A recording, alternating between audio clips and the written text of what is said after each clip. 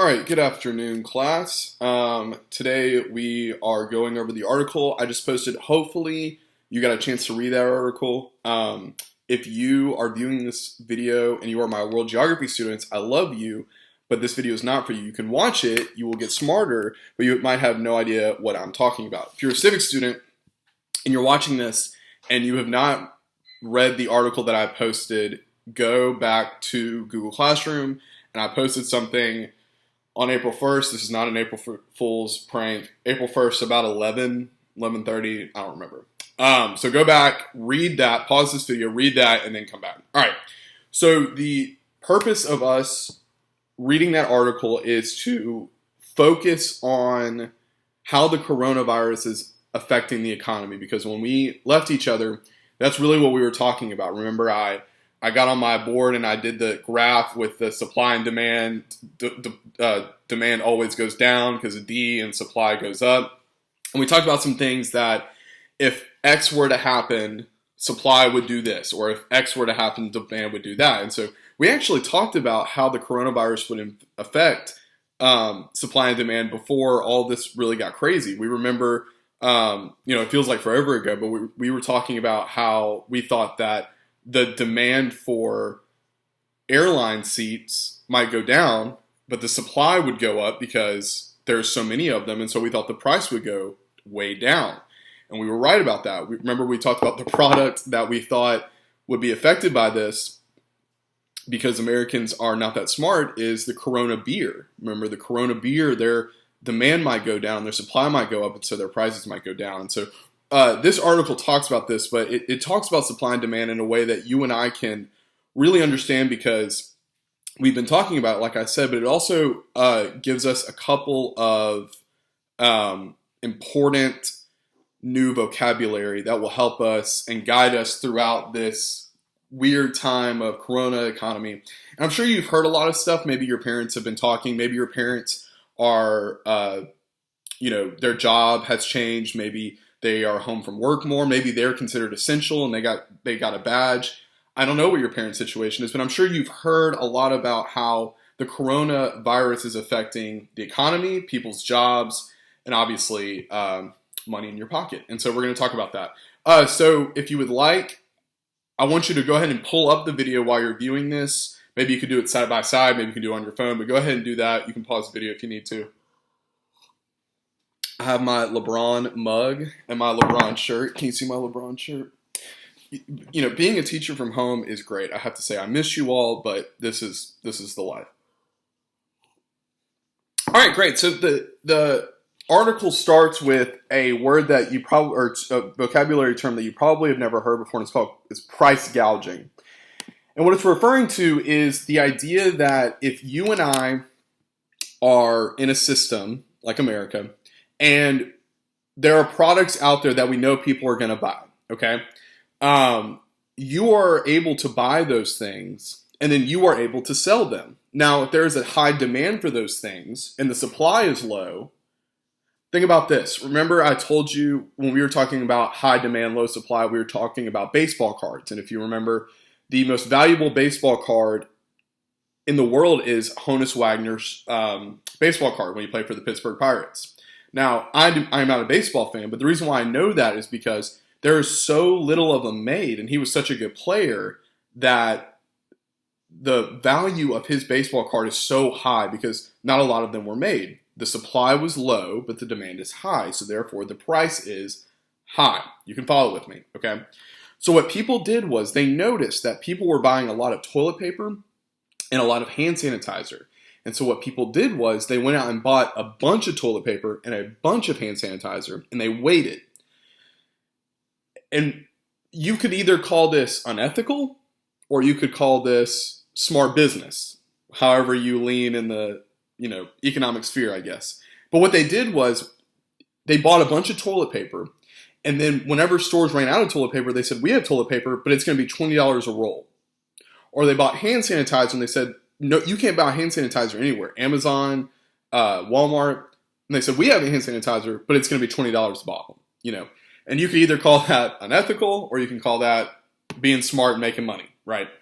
And so that's what price gouging is. And so Amazon was really trying to hoard that. And so if you, like, for example, I live right by a Super One, and if you go to Super One, they have people standing next to the toilet paper making sure that each household only gets two of the supply packs, And so that is what that is preventing, is price gouging or people hoarding. So, if you're like Sarah and I, we're the only ones living in this house. We don't need 10 things. We don't need 10 huge things of toilet paper. We don't need that.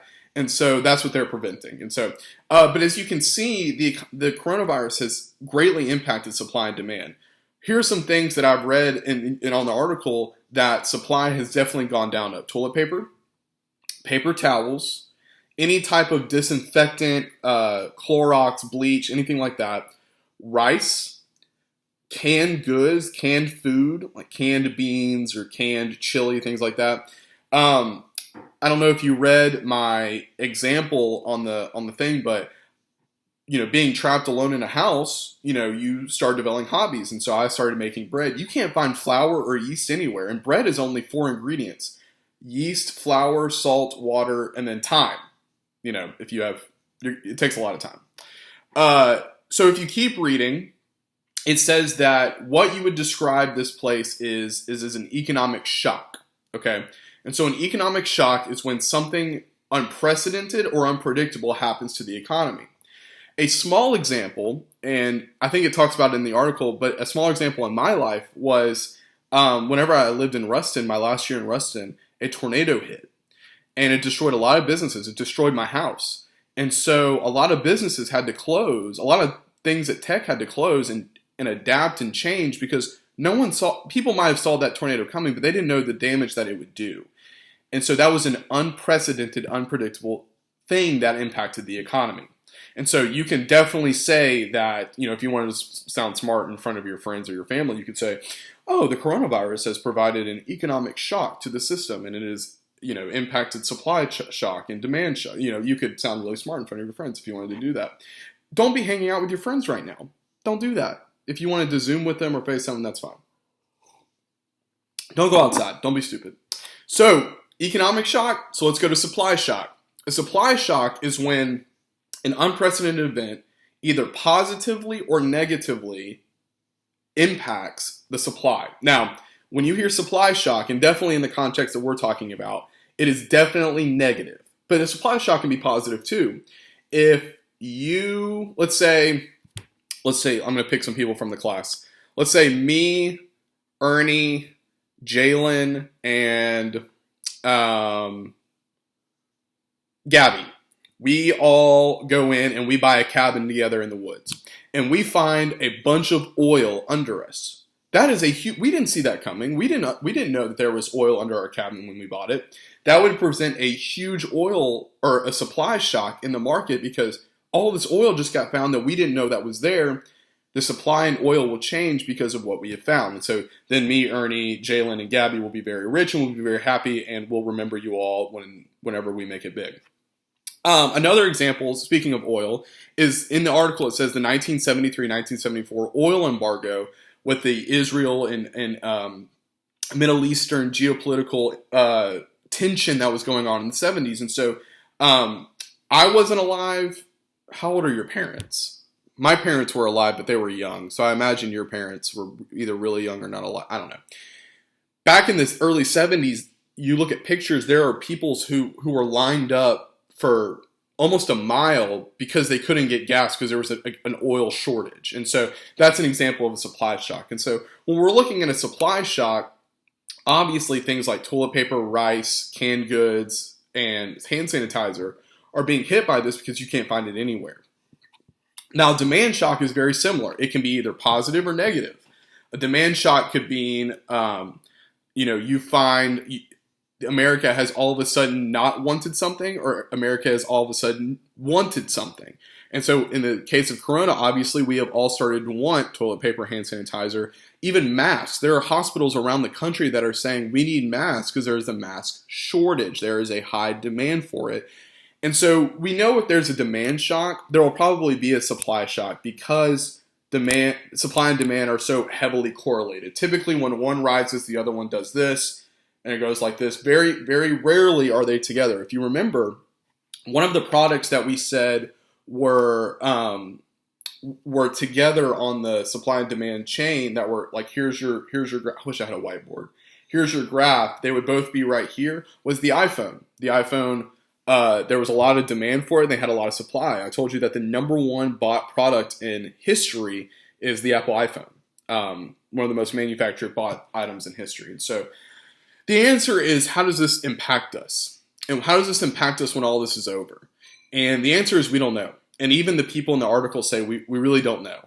And time will tell. You know, the coronavirus could get better tomorrow. It could get better in December. We don't know. And so if you're Charmin toilet paper, your business is going pretty well right now. But let's say you own, I don't know, a fast food place. Your business is probably going down because people can only access your business through a drive-through or pickup system. And so you might be still getting business, but it's probably going down. And so we really don't know the impact of it. Now, if you notice in the article, it says that when you hit an economic shock, you better hope your economy is good, because an economic shock, that it negatively impacts the economy. If the economy is already bad, that's what happens. That's what the Great Depression was. That's what the recession was back in 2008. Our economy was pretty good whenever this hit. Our unemployment was at an all-time low. And if you notice, if you've ever looked at a chart of unemployment, even in the worst recession, the unemployment was really only about 600,000. Guys, 3 million people. 3 million people. Now think about this. In the greatest recession, 600,000 people were reported unemployment. That was like the highest change bump. About a week and a half ago, 3 million people filed for unemployment. So if you look at a graph of unemployment spikes, it looks like this, and then like that. It's huge. And so the economy might get better, but think about this. Think about, let's say your mom and dad lost their job during this coronavirus, and that's horrible. Do you think they're going to spend a lot of money if they get their job back when all this is over? Probably not, because they're probably going to want to save their money. And hopefully that's not happening to any of you, but we were talking about, so my family had planned a beach trip, and we planned it for 2 weeks from now. And so obviously we had to cancel that.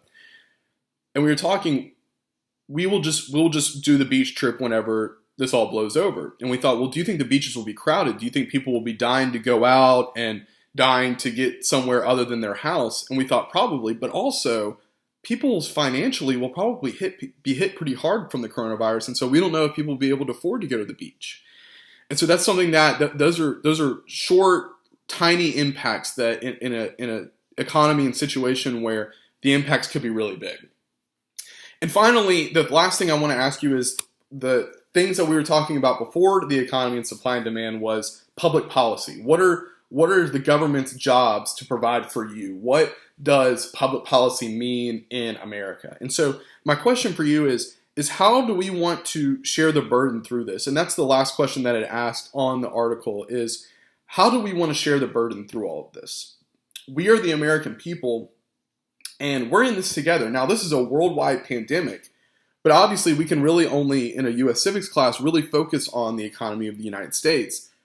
How do we fix this? How do we share the burden? How do you and I, the saying going around is that we're all in this together. Well, what does that mean?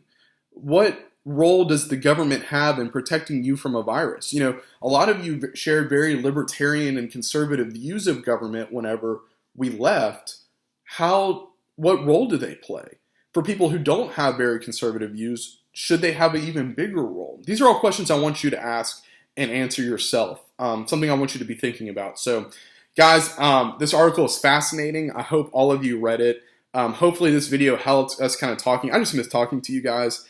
Hopefully we'll be able to start interacting through Zoom or through calls where you and I can interact with each other in a classroom.